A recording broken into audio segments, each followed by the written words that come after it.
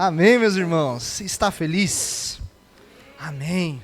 Tenho certeza de que o Senhor já falou através dos louvores, o Senhor já falou através das danças, como nossa irmã mesmo disse aqui, a dança também é uma forma de você adorar ao Senhor. Então tenho certeza de que Deus já tem falado conosco através disso.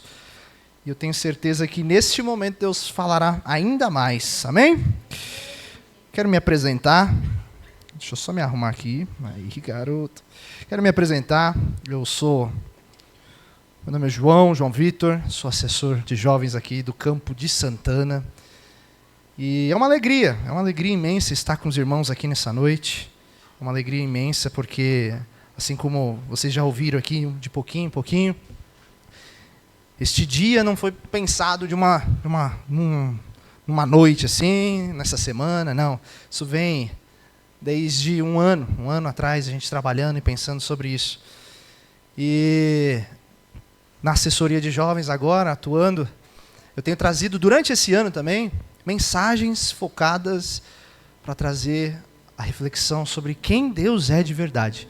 Porque hoje, ultimamente, eu tenho olhado e visto que se eu perguntar para qualquer um que está aqui, qualquer um que está lá fora, se eu perguntar se você conhece Jesus, a pessoa vai falar, eu conheço, porque já ouviu falar, mas não na profundidade. Então, durante o ano inteiro eu fiquei pensando assim, poxa, de certa forma a gente precisa mostrar quem Deus é, quem Deus de fato é, o que Ele espera de fato de nós.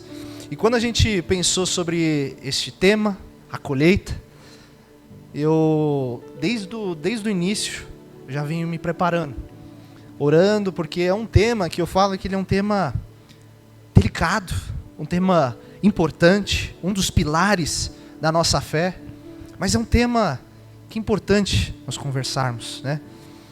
E eu venho me preparando sobre isso.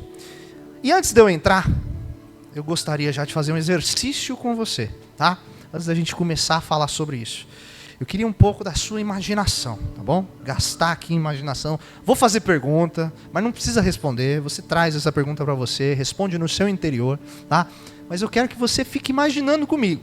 Tá? A ideia não é que você só pare e fique aí, escute. Não, quero que você medite. Vamos conversar. E eu quero aqui já fazer um exercício.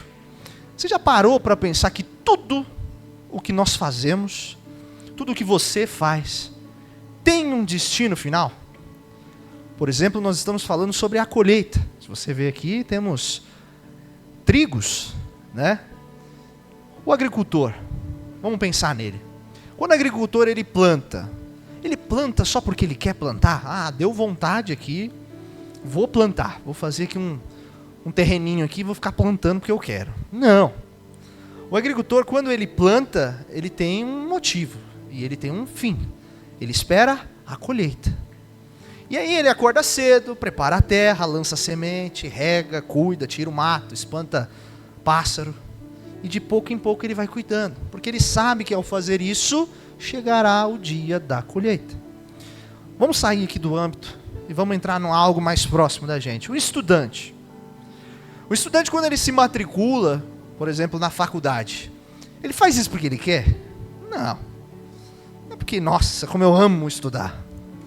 Não. Faz isso porque ele espera, tem um objetivo. Olha, eu vou fazer isso, porque isso vai agregar para o meu futuro, vai agregar na minha carreira. E ele tem um objetivo final.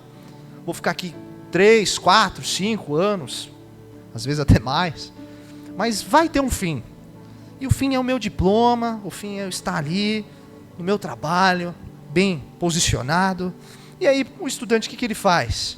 Ele vai lá, deixa alguns prazeres de lado, estuda, porque ele busca a formatura, porque ele sabe que existe um destino. A vida, quando nós olhamos nesse sentido, duas situações pequenas, duas situações que a gente pode até comparar, falar, nossa, que bobo a situação. Mas se você já pegar por essas duas, você já começa a criar vários outros cenários na cabeça, e você já começa a ver que a vida ela se move em direção a algo. Não tem algo aleatório, nada é aleatório. Tem um direcionamento, você começa a ver que existe um fluxo a ser seguido. E eu quero te fazer uma pergunta, então. A sua vida, observando agora, ela se move para qual direção? Para onde você está indo? Qual que é o destino final da sua jornada? A mensagem que eu trouxe hoje, sim, baseada na colheita, mas eu dei um subtítulo a ela: quem realmente você é? Porque no texto que nós vamos ler hoje, nós vamos falar de algo que Jesus falava e falou, só que nós não pensamos com tanta frequência. Você vai pensar em Cristo, geralmente você vai pensar em bênção. Geralmente você vai pensar, poxa, eu tenho um problema, e aí Jesus vai me ajudar. Pouco nós olhamos para isso, que é o destino final da humanidade por inteiro. E é isso que nós vamos falar hoje. E aí eu quero ler com os irmãos Mateus, o capítulo 13, o versículo, do versículo 24 ao 30. E aí o que eu gosto de fazer aqui, tá? Eu vou trazer sempre versículos aqui, a gente vai jogar no telão. Se possível, e eu te peço encarecidamente, que você anote esses versículos, porque não fique só nas minhas palavras. Você chegar na sua casa, você sentar, você meditar um pouco mais, às vezes ler um pouco mais do contexto, você vai encontrar muito mais respostas do que Cristo quer falar com você, do que Deus quer falar com você, tá? Então anote, tá bom? Para não ficar só aqui, tá? O culto, ele se estende, né? O culto, ele não é só esse dia, esse momento. O culto, ele é até quando você está na sua casa, tá bom? Então anote os versículos, tá? Vai meditando em cima deles, tá bom? Então vamos lá, eu quero ler com os irmãos Mateus 13, versículo 24 ao 30, que diz o seguinte, vocês me acompanham aqui no telão. Jesus lhes contou outra parábola dizendo: o reino dos céus é como um homem que semeou boa semente em seu campo. Mas enquanto todos dormiam, veio seu inimigo e semeou o joio no meio do trigo e se foi. Quando o trigo brotou e formou espigas, o joio também apareceu. Os servos do dono do campo dirigiram-se a ele e disseram: o Senhor não semeou boa semente no seu campo? Então de onde vem o joio? Um inimigo fez isso, respondeu ele. Os servos perguntaram: Senhor, quer que vá tirá-los? E ele respondeu: não, porque ao tirar o joio vocês poderão arrancar com ele o trigo. Deixem que cresçam juntos até a colheita. Então direi aos encarregados da colheita: juntem primeiro o joio e amarrem-no em feixes para ser queimado. Depois juntem o trigo e guardem no meu celeiro. Amém? Esse texto, essa parábola aqui, vai ser a base da onde a gente vai caminhar, da onde a gente vai partir. E aí eu quero mais uma vez da sua imaginação, tá bom? Quero que agora você imagine o nascer do sol. O mais belo nascer do sol que você já viu. Às vezes nem presencialmente, mas às vezes por foto. E eu quero que você imagine esse nascer do sol, e imagine neste dia que você está visualizando, que este é o último dia, o grandioso dia, o final de tudo que você já conhece. E eu quero que você comece a imaginar a partir disso. Eu, em particular, quando eu olho tanto o nascer quanto o entardecer, eu vejo Deus nisso. E eu quero que em cima disso você comece a observar a presença de Deus ali. E junto disso você imaginar a presença de Deus a toda a humanidade. Essa visão é o dia da colheita, meu irmão. Foi assim que Jesus ele conta nessa parábola.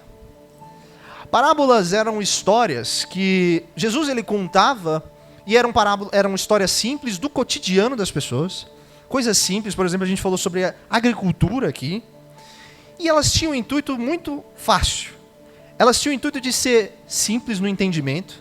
Quando Jesus falava, eles logo entendiam.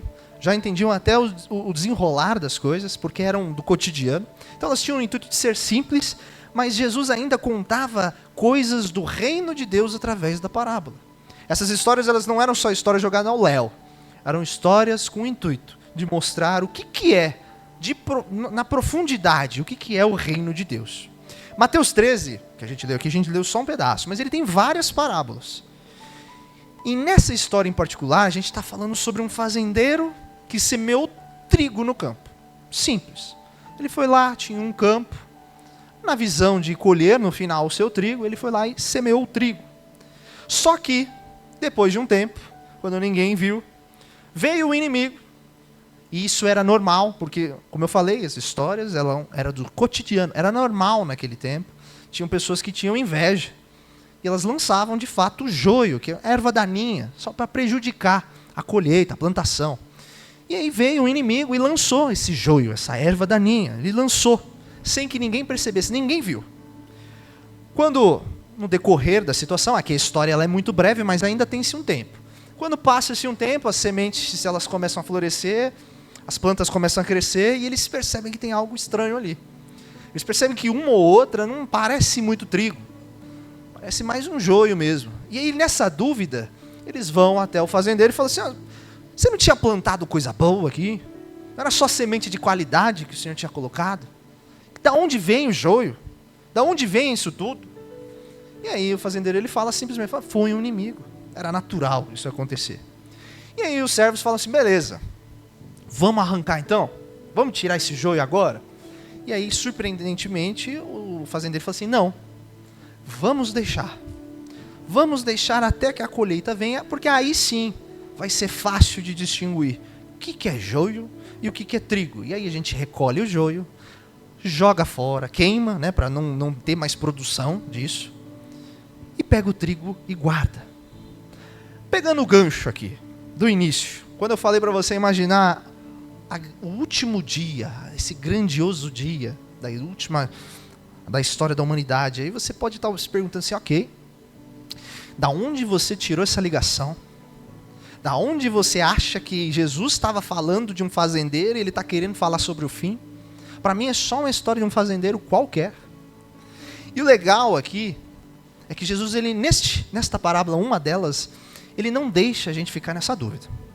Ele fala, não, vou explicar, vou dar os pingos nos is. E aí a gente consegue ver, a gente não vai ler, mas se vocês na mídia quiserem colocar, Mateus 13, o 36 e o 43, os discípulos também tiveram essa dúvida. Jesus ele vem contando várias parábolas e só essa eles têm dúvida. Só nessa eles falam assim, o que é isso aqui? E aí Jesus ele esclarece muito bem cada ponto e eu quero trazer esses pontos aqui. Primeiro ele fala o seguinte, olha, o campo na qual eu falei da parábola, ele é o mundo na qual nós vivemos, é o mundo todo. O fazendeiro era o próprio Jesus. O inimigo, então, o diabo. A boa semente eram as pessoas que refletiam o caráter de Cristo. E o joio, as pessoas que se afastaram da verdade. E a colheita era o fim dos tempos, onde os anjos que são os ceifeiros, eles que vão separar um do outro. Jesus ele deixa muito claro, ele explica ponto a ponto. E quando a gente olha com atenção essa história, a gente já percebe uma coisa. Jesus ele não está querendo falar algo sobre só uma história, só um momento. Jesus ele estava apontando para o futuro. Não é uma historinha, não é um conto, e não é nem para agora, é lá para frente. É uma visão de futuro. A história sim, ela se passa no agora. Eu te falei, né? A gente conversou. Tem o trigo, tem o joio, eles estão crescendo. E o fazendeiro, na história, ele fala, não, deixa ir até a colheita. Então sim, se passa no agora, mas a visão é de futuro. Mesmo que ainda seja difícil diferenciar um do outro.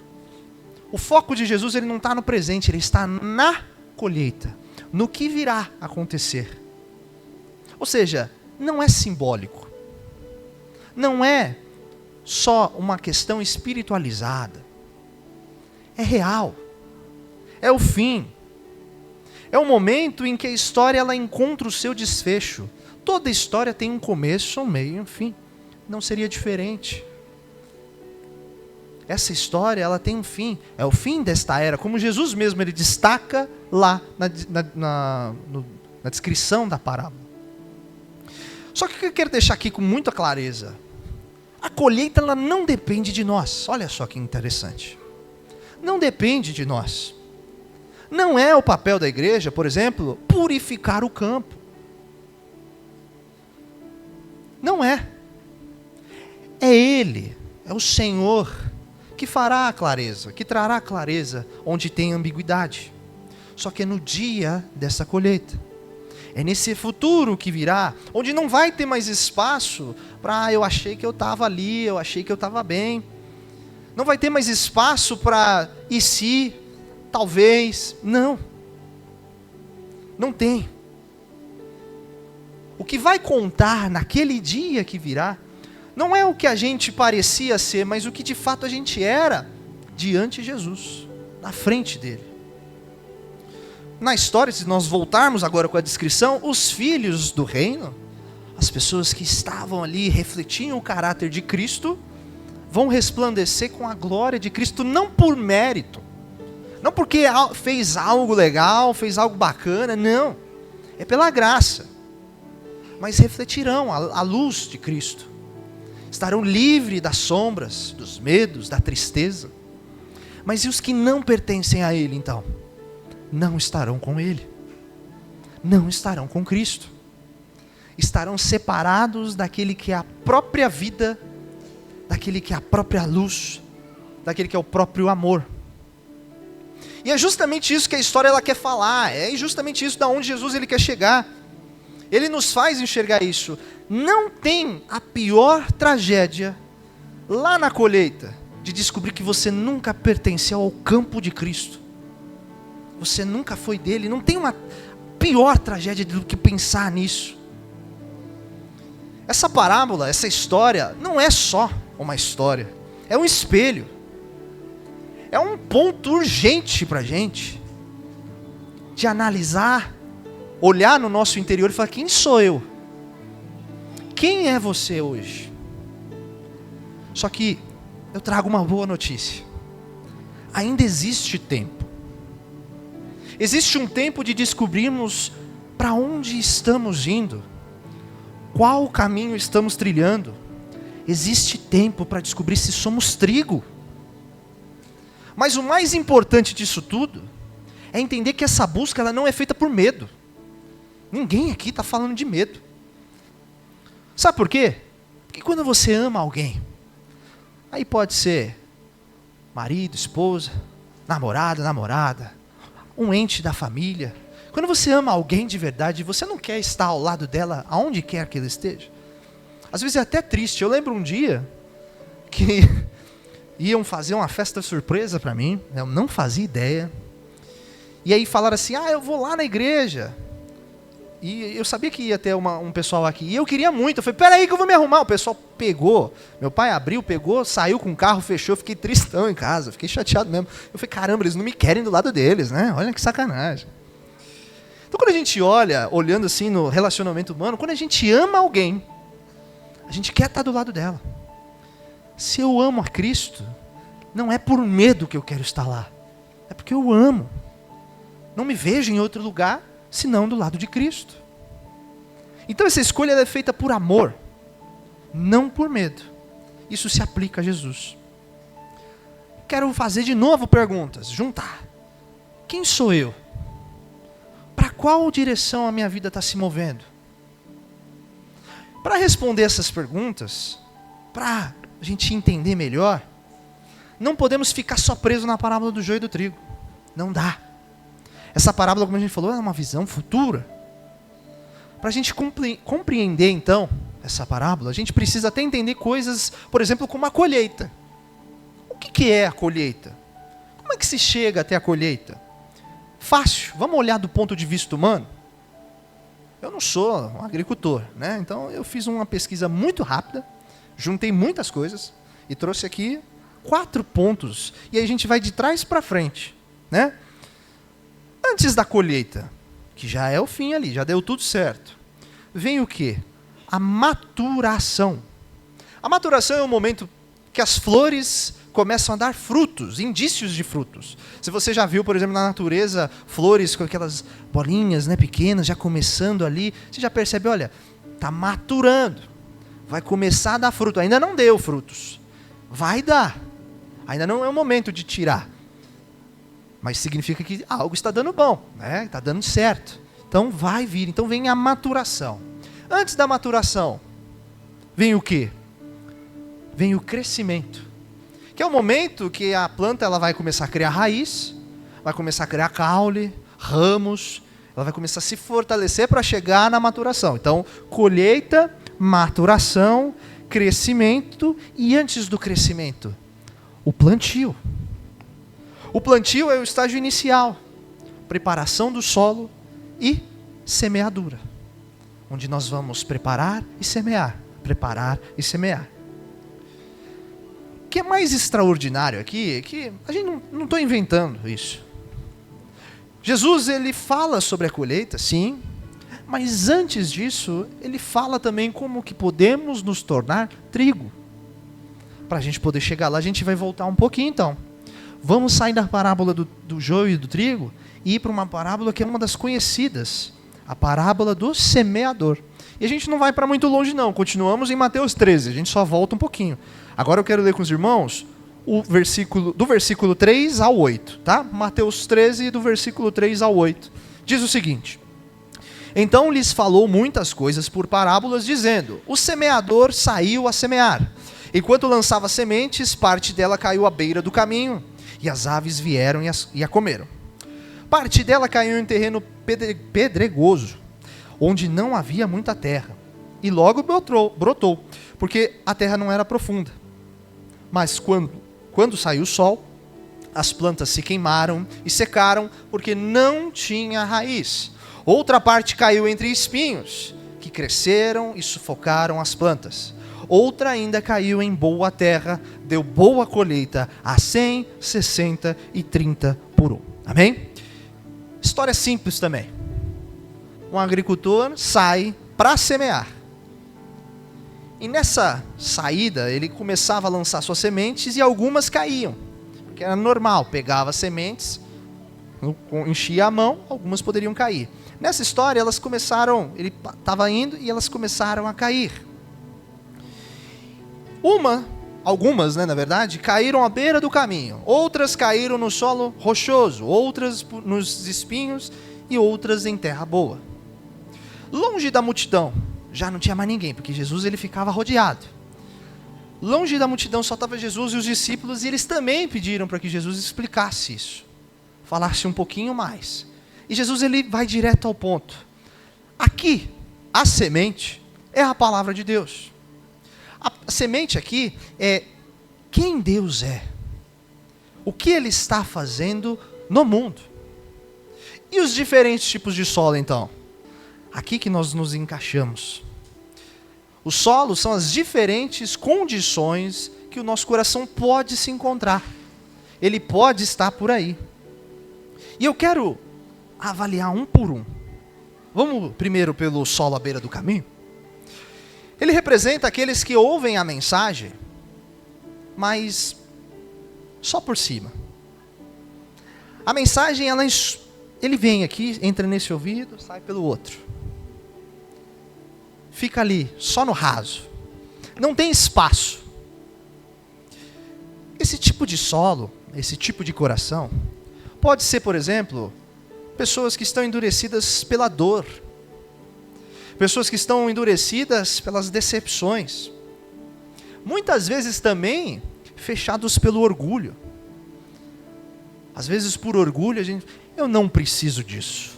Eu sei para o que eu tenho que fazer na minha vida. Não é um cara aleatório que vai falar o que eu tenho que fazer. Às vezes por orgulho a gente nem escuta. Ou pela indiferença. Vou lá, só por ir, tanto faz o que eu faço. Não me importa, só estou lá. E quando isso acontece, sem perceber, a gente deixa com que essa palavra, ela caia e não brote, e o inimigo ele vai lá e tira, rouba. Às vezes nem precisa ser o inimigo, às vezes um vento forte bateu, essa semente já foi embora. Às vezes as condições adversas já levou e ela nunca esteve lá. Parece que nunca aconteceu ali uma semeadura. Parece que nunca houve algo nesse sentido. Parece que a pessoa nunca ouviu. Esse é o tipo de coração. E aí a gente começa a perguntar, será que a gente já viveu dessa forma? Ouvindo, mas não ouvindo, né? É o famoso estou presente, mas ausente. Será que já nos encontramos nessa situação? Essa realidade é de muitos à beira do caminho. Mas ainda existem alguns que não é só o problema da dureza do coração, mas a superficialidade. E aí a gente entra no solo rochoso. O solo rochoso, ele é um coração que ele recebe a palavra com alegria. mas é só no superficial, só no raso. Esse tipo de coração acha que seguir a Cristo é só sentimento. Ah, pulei, arrepiei aqui agora. Como se a sua fé fosse dependente de emoção. E aí tem um ponto muito importante. Nem sempre nós vamos sentir algo. Às vezes a gente vai até sentir coisas adversas. Porque pode ser que tenha dia de tristeza. Pode ser até que seja um dia comum. Um dia que não tem nada, sem emoção alguma. Só que mesmo assim, Deus está lá. Não está linkado a emoções. A fé ela não é sustentada por sentimentos, mas ela é sustentada pela convicção que você tem. A fé, por mais maluca que ela seja, que eu falo que a fé é doida mesmo. Você confiar em coisas que você não vê. Mas por mais doido que seja a fé, ela é racional. É um compromisso que você faz. Quando você se compromete, aí sim, pode ser que as emoções apareçam, e pode ser, são bem-vindas sim, são muito bem-vindas. Mas as emoções não são a raiz. Quando as dificuldades chegam, num solo assim, num coração nesse estilo, quando vem a dificuldade, aquela fé foi embora, porque eu não estou mais sentindo, eu não estou mais me arrepiando, eu não estou mais pulando. Vai embora. Pergunta: será que não vivemos assim? Será que a gente não vive numa fé que depende de arrepio? Depende de emoção? Depende de choro? Ah, eu não chorei hoje. Ah, não foi bom então, não foi de Deus. Muitas vezes, a gente olha e fala assim, nossa, por exemplo, não que vocês são frios, pelo amor de Deus, vocês são maravilhosos. Até agora vocês cantaram, dançaram, maravilhosos. Mas até agora a gente, todo mundo aqui quietinho, ouvindo prestando atenção aqui. Talvez muitos podem pensar, nossa, não foi nada disso não. Pelo amor de Deus, foi fraco. Porque não teve um glória, não teve um aleluia, não teve um... Né? Será que a gente não vive assim, esperando coisas? Esperando emoções? Raso, superficial. Se o coração rochoso ele perde por falta de profundidade, tem um outro perigo. Que é um coração que ele perde porque foi sufocado por muitas coisas, que aí é o caso do solo espinhoso. O solo espinhoso, ele talvez de todos, ele seja um dos piores, uma das mais tristes. Porque aqui a semente ela não só cai, mas ela brota. E ela cria raízes, sim. Só que com o tempo, além de crescer a semente, cresce outras coisas. Que aqui na parábola ele fala que crescem os espinhos. Esses espinhos, Jesus ele também define, ele fala, os espinhos são preocupações dessa vida. É quando o coração ele ficou dividido. Agora eu estou dividido entre a minha fé e as minhas pressões diárias. Agora que eu aceitei a palavra de Deus, eu estou dividido no meu trabalho. Dividido em ser o que Cristo fala que eu tenho que ser, ou dividido entre ser o que os meus amigos esperam que eu seja. Dividido em ser o que Cristo fala que é necessário e, dividido pela moda passageira do mundo. É nesse momento. E aí essas coisas elas caem, crescem. E isso não acontece repentinamente. Nosso grande problema, como cristão, como leitor da Bíblia, é achar que as coisas elas são rápidas. Às vezes você vai ler Gênesis, por exemplo, você vai achar que uma coisa aconteceu atrás da outra, né? Tipo assim, e falou aqui, haja luz e houve luz, e aí falou com as terras, e aquela coisa toda. Mas houve um tempo, existe um tempo. Isso também se aplica aos problemas. Os problemas não virão de imediato. Esses problemas, essas circunstâncias, essas divisões da sua vida não virão de imediato. Virão com o tempo. É silencioso. Pouco a pouco você se sufoca. Não é porque você rejeitou, ou porque nós rejeitamos Jesus. Não, nós amamos Jesus. Só que eu amo Ele não tanto assim. Porque aí eu amo Ele e eu quero encaixar Ele na minha agenda superlotada. Olha, Deus, me perdoa, mas hoje não dá. Vamos deixar para a próxima? Às vezes a gente age dessa forma. Será que Nós não estamos fazendo assim também? Será que nós não temos deixado o futuro tomar conta do presente? Ocupar o espaço, as coisas ocuparem o espaço que Cristo deveria ocupar? Será? Podemos estar presentes na igreja, ler a Bíblia ocasionalmente, fazer aquele devocionalzinho, apitou o celular, abriu o devocional, estou lá fazendo. Orar quando as coisas apertam, né? Poxa, pareceu um problema. Olha, tem Deus aqui. Vou falar com Ele. A gente pode até viver assim, mas se o coração ele é dividido, não tem fruto, não aparece. Será que Cristo governa de fato os nossos corações? Ou Ele compete com 1001 coisas na nossa vida? E são várias.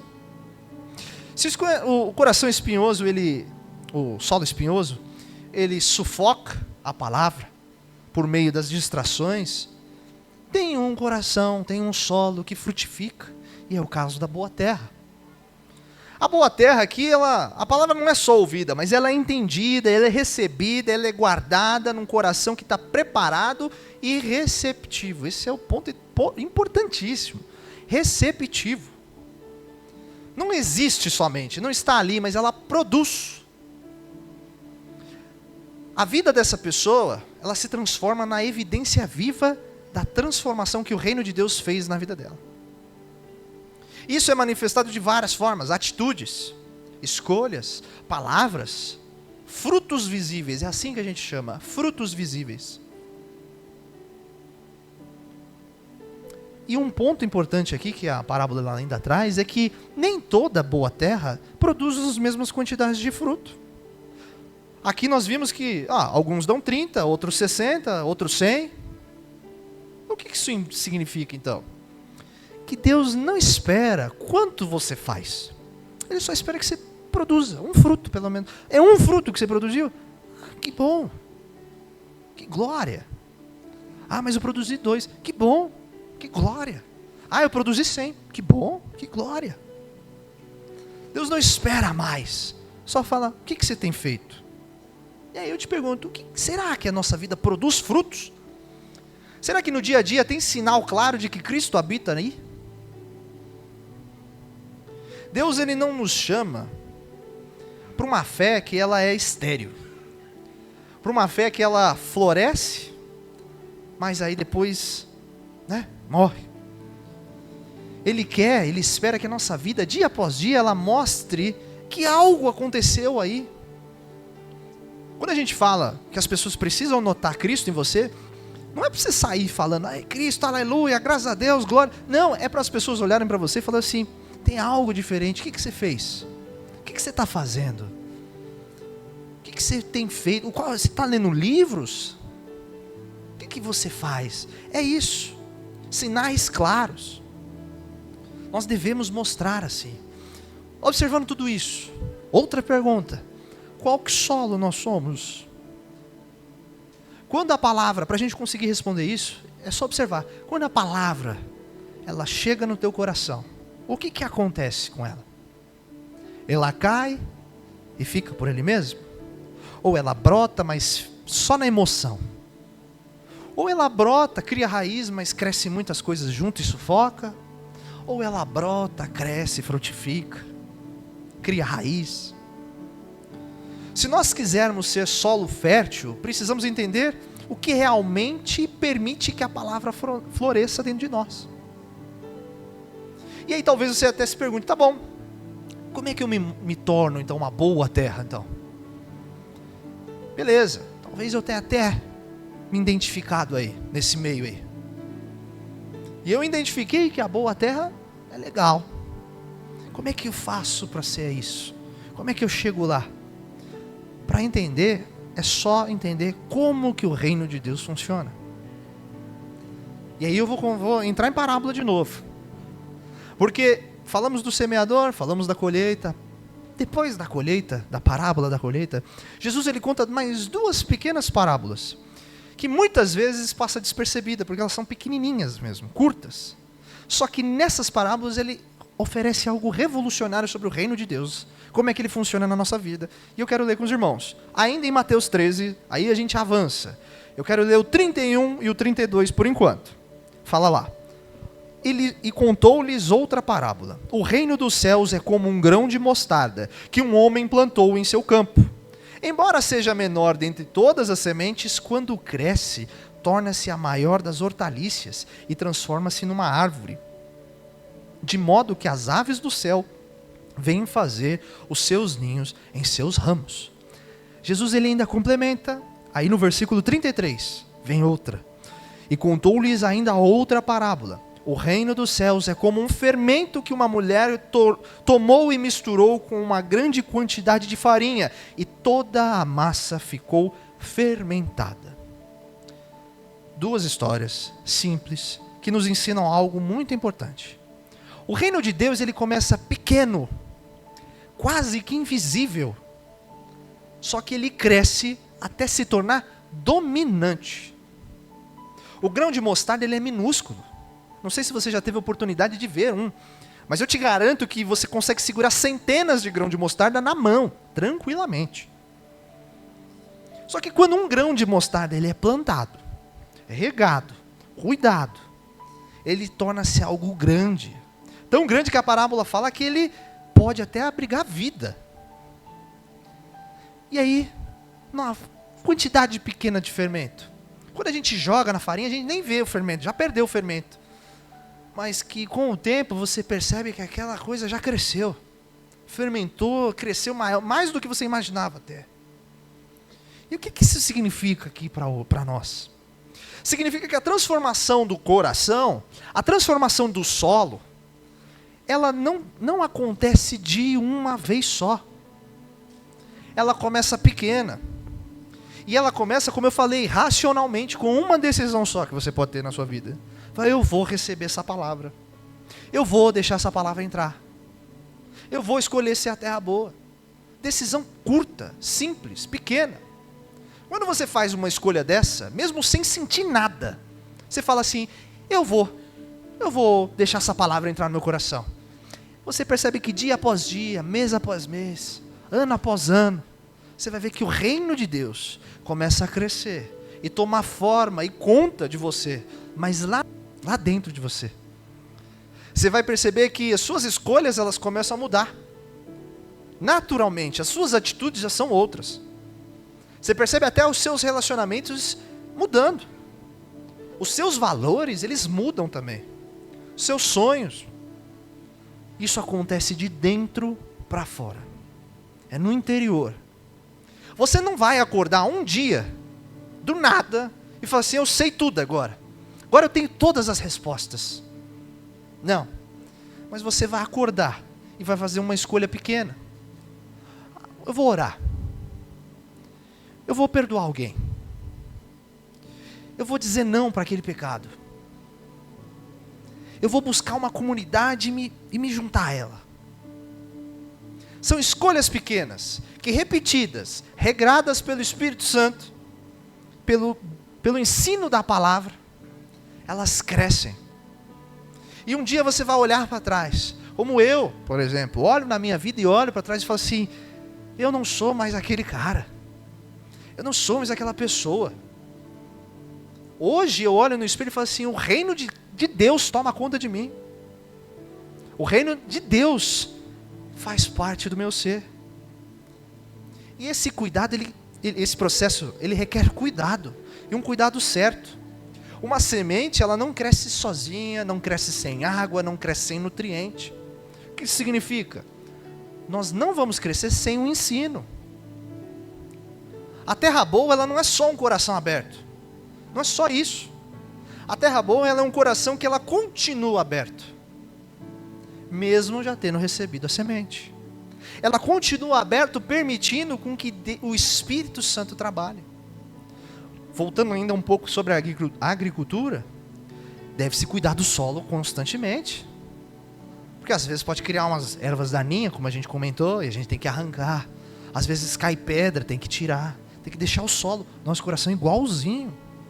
Não é só um dia que você falou, fez e acabou. É constância. Constantemente.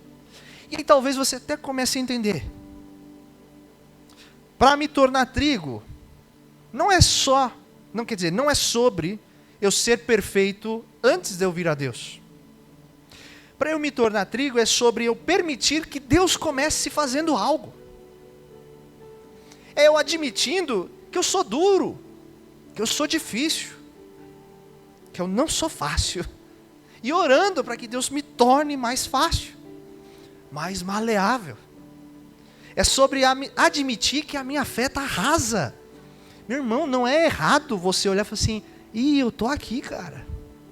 Eu quero estar mais, mas eu ainda estou aqui.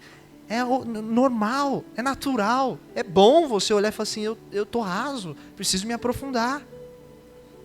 É sobre você olhar para os seus espinhos, observar aquilo que sufoca a sua vida e pedir para Deus.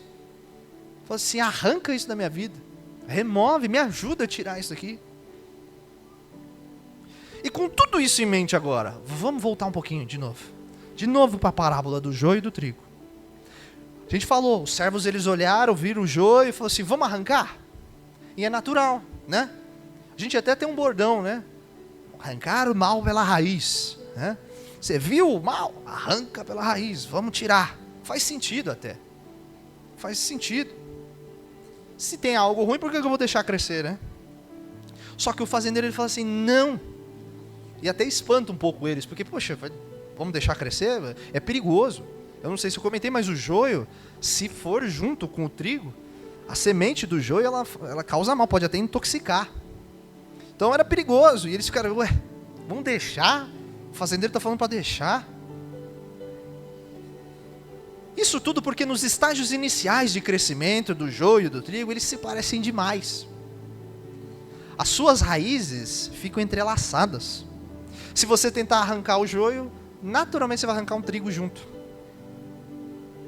Na colheita, só na colheita, no último momento, quando os ambos estão maduros, aí você enxerga muito bem. Fica nítido o que é joio e o que é trigo. E aqui Jesus ensina algo muito importante. Nós determinamos quem nós somos, mas nós não determinamos o que os outros são. Sabe por quê? Porque eu não enxergo o coração de ninguém. Você não enxerga o coração de ninguém. Lembra? A visão da colheita é a visão de futuro. Nós estamos em uma das etapas antes. Isso significa o quê? Que aquela pessoa que hoje te parece joio, pode se tornar trigo. E aquela pessoa que parece trigo, talvez seja joio. A gente não consegue distinguir. Exemplo, Paulo, clássico, né? Paulo, ele era conhecido por muitos, matador de cristão, né? Perseguia violentamente os seguidores de Jesus. Se você fosse um cristão na época, talvez você olhasse e falasse, ixi, é joio, certeza. Isso aí é inimigo. Isso aí não é de Deus, não. Só que algo muito interessante acontece com Paulo. Depois de um tempo, ele se encontra com Jesus e a vida dele muda, a ponto dele se tornar um dos maiores missionários que a igreja já conheceu. A ponto dele ser, grande parte que você for ler no Novo Testamento, Paulo está ali, no meio. Por outro lado, vamos pensar em Judas Iscariotes. Judas, discípulo, seguiu 3 anos Jesus, viveu com ele, viu maravilhas, viu coisas, fez coisas. Judas trabalhou, Judas curou pessoas, Judas pregou. Se você fosse um cristão naquela época, talvez você falasse, trigo, gente boa, do bem, esse cara quer estar com ele. Passa-se um tempo, Judas traz Jesus por 30 moedas de prata. Não sabemos quem é quem. Eu só sei sobre mim. E você sabe só sobre você. Por isso Jesus ele fala assim, deixa que o julgamento é meu. O julgamento final, a colheita, a separação é minha. Só que tem uma notícia muito boa também aqui. O mesmo Jesus que é o juiz, também é o mesmo Jesus que morreu numa cruz para que você pudesse ser o trigo da parábola. Jesus é aquele que planta a semente, dá a palavra no seu coração. Ele é aquele que rega, é aquele que cultiva, que transforma. É aquele que, através do sacrifício que ele fez na cruz, que torna possível que um coração duro ganhe profundidade. Beleza, então qual que é o meu papel, então? Qual que é o seu papel nisso tudo? O nosso papel é simples. Nós também semeamos. Nós espalhamos essa semente, a semente da palavra de Deus. Nós vivemos de tal forma que a nossa vida vira testemunho. Você não precisa falar nada.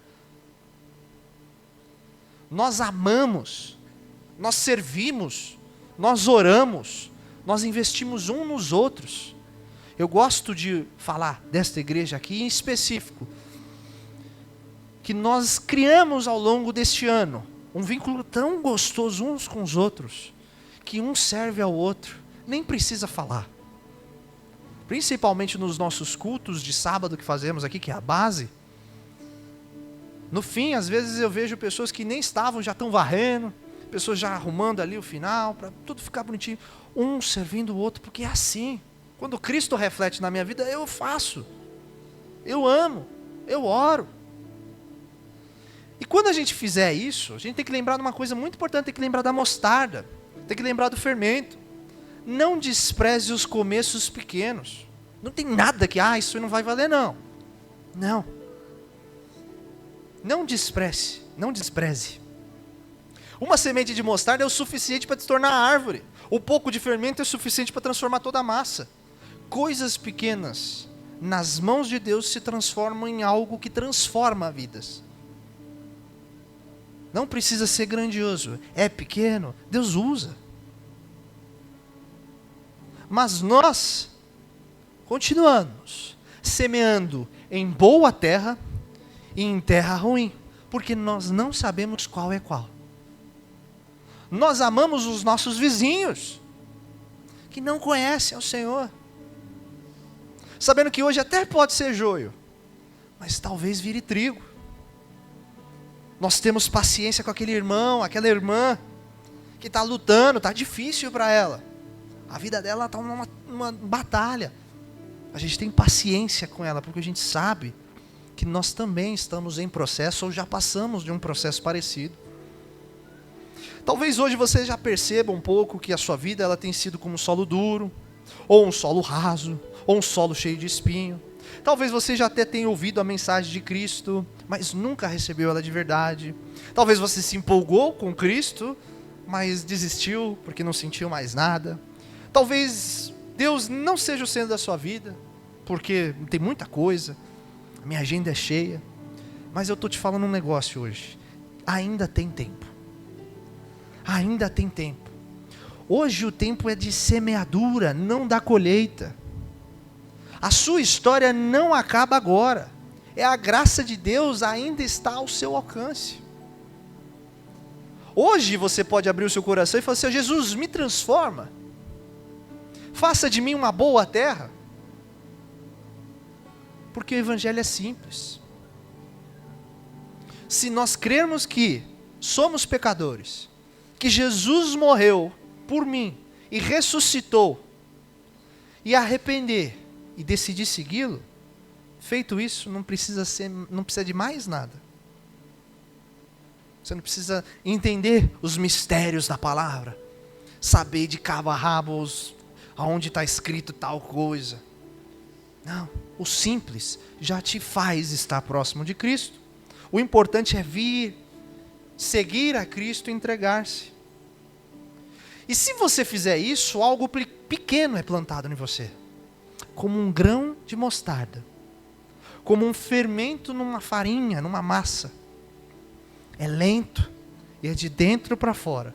O Espírito de Deus ele começa a transformar a sua vida. A mudança não vai acontecer de uma vez por assim, nossa, radical. Mas eu te garanto que é real. Eu te garanto que é consistente. Eu te garanto que é poderoso. E quando chegar esse dia que nós lemos, quando chegar a colheita, nós vamos estar prontos. Não vamos estar prontos porque, nossa, eu sou muito bom, eu fiz tal coisa, eu fiz aquilo. Não, é pela graça que nós estaremos prontos. Nós seremos trigo de verdade, fruto da transformação que Ele pode fazer por nós. E aí, se você, de alguma forma, se viu em nenhum desses cenários, está pronto para se afundar mais em Cristo, ou até mesmo renovar seu compromisso, eu trouxe 5 ações que você pode fazer para ajudar você. A primeira ação, ora agora.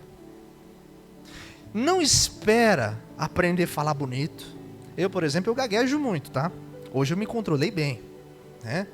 Eu erro muitas palavras. Mas não espera você falar bem. Não espera você falar bonito. Não espera o momento perfeito. Não espera as palavras certas. Não espera isso.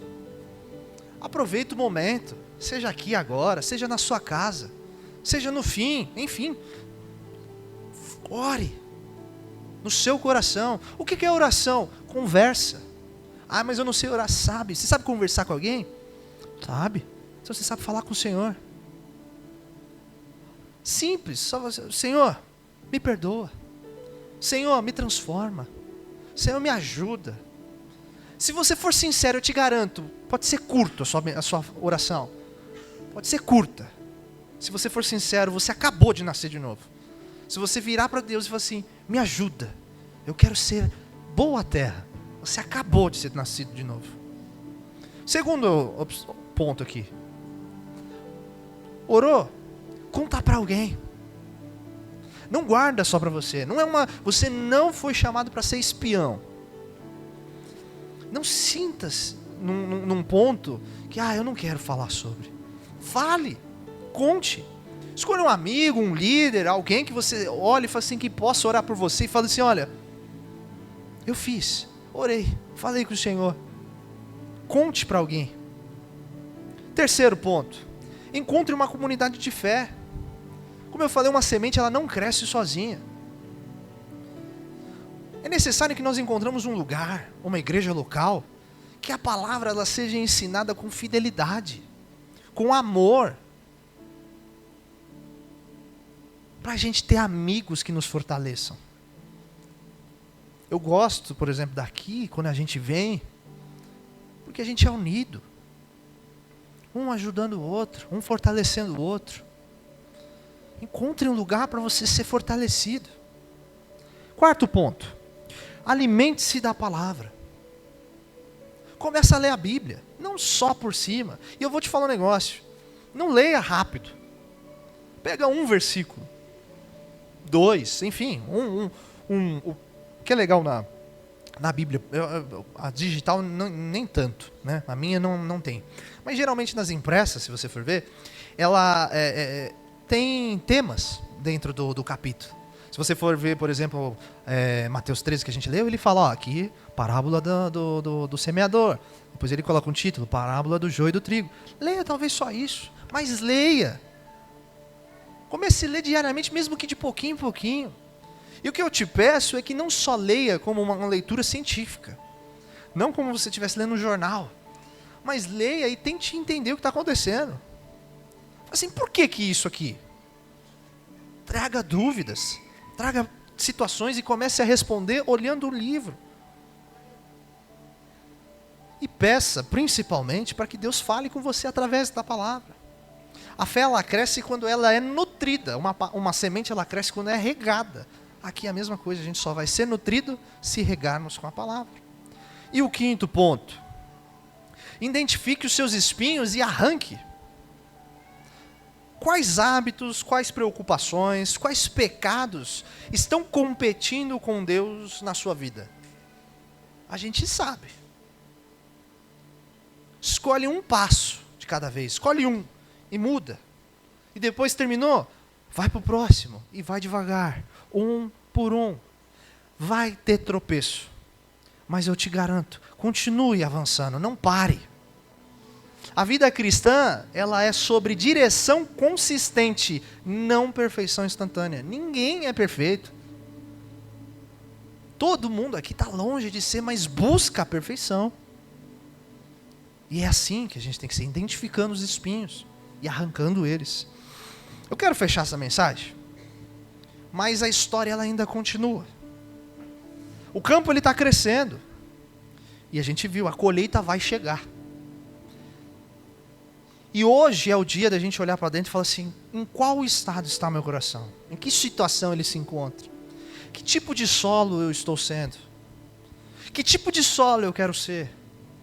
Para onde eu estou indo? Esse é o momento de decidir. Ainda tem tempo. Ainda há tempo. Ainda tem muito tempo para a gente poder virar, sair do caminho que a gente está e se aproximar mais do caminho de Cristo. Enquanto você é transformado, enquanto você está aí nessa busca, você tem uma missão muito importante. Semeie. Compartilhe sua história. E viva de maneira que os outros vejam Jesus em você. É importante que nós compartilhemos a nossa história. Não com amor ao passado, mas com amor ao presente do que a gente deixou de ser. Compartilhe. Mostre. Não adie essa decisão. Responda a ela. Entregue-se a ela. Clame por uma mudança. E se você já é terra boa, levanta e semeia. Semeie e continue semeando. Porque a colheita ela está chegando. A pergunta não é se ela vai vir. Porque ela virá. Mas a pergunta é quem você será quando a colheita chegar? Hoje é o dia de nós nos tornarmos a terra boa. É hoje. É o agora. Hoje é dia de você deixar o reino de Deus começar a crescer em você. Começar a fazer diferença na sua vida. Hoje é o dia de você escolher, uma vez por todas, estar do lado certo, na colheita. Amém? Quero que você abaixe sua cabeça, feche seus olhos. Eu quero que você, de alguma certa forma, ore. Ore a Deus neste momento. Ore ao Senhor. Mesmo que você ainda não saiba orar, comece a falar com Ele. Nós não queremos estar longe do Senhor no dia da colheita. Nós não queremos estar longe daquele que nos ama. Cristo te ama. Ore. Senhor, muito obrigado por este dia, Pai. Muito obrigado por este momento, Pai. Nós queremos neste momento, Pai, querer nos aproximar mais de Ti. Nós queremos estar mais próximos de Ti. Nós reconhecemos, Deus, que muitas vezes nós nos distraímos, Pai. Nós reconhecemos que muitas vezes o nosso coração não está muito bem. Nós reconhecemos que às vezes nós nem deixamos o Senhor falar conosco. Nós reconhecemos que às vezes só estamos na emoção. Não temos profundidade e de intimidade com o Senhor. Reconhecemos também, Pai, que deixamos os nossos problemas falar muito mais alto. Mas hoje, Pai, nós te pedimos, nos ajude. Nos ajude. Olha o nosso coração, Pai. Nós te amamos e queremos estar com o Senhor. Então nos ajude, Pai, a ser boa terra. Nos ajude a remover as pedras, remover os espinhos, ajustar essa terra que se chama o nosso coração. Nos ajude, Pai, com pequenas ações, pequenas palavras. Deixar com que o Senhor entre em nosso coração. Deixar com que a palavra do Senhor faça diferença em nossa vida, Pai. Nos ajude neste momento, Deus. Nós queremos ser transformados, Pai, de dentro para fora. Nós queremos deixar o nosso velho passado para trás e transformar e viver uma vida nova a partir de agora. Nós nos entregamos aqui, Pai. Entregamos tudo aos Teus pés. Trabalha em nós. Cultive-nos. Faça que as nossas vidas sejam sinal do Teu reino. Em nome de Jesus. Amém. Amém. Vamos dar uma salva de palmas ao Senhor.